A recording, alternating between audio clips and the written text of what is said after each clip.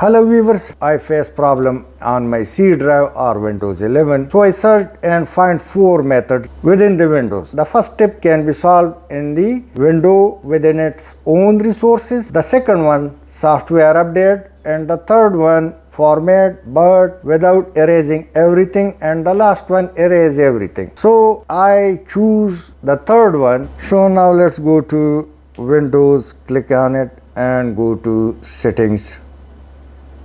And in settings go to system, and in system scroll it down up to end and click recovery. Now click on recovery, and the first option, fix problem without resetting your PC. Next, second, fix problem using Windows Update. The third one is reset this PC.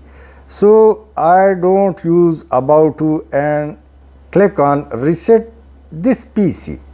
Click on the button reset PC, and now let me choose the first one. Keep my files to do minimum damage or minimum effort. Click on it. Now local reinstall. Click it.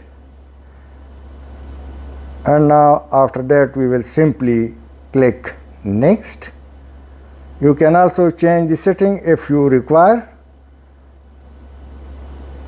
And after next, now the format begins.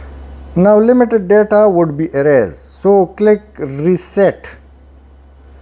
And now it's continue. From here you cannot undo this process. Your PC will restart many times. You will just keep on reading and click next, next, and carefully read everything. Now it's about done. The window is new.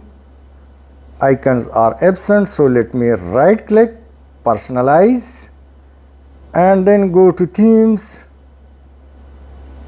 and in themes, desktop icon settings.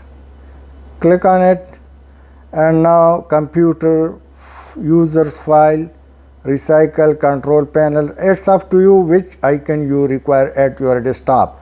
So let me click on it, apply OK, and now the window would be as it was. Thanks for watching.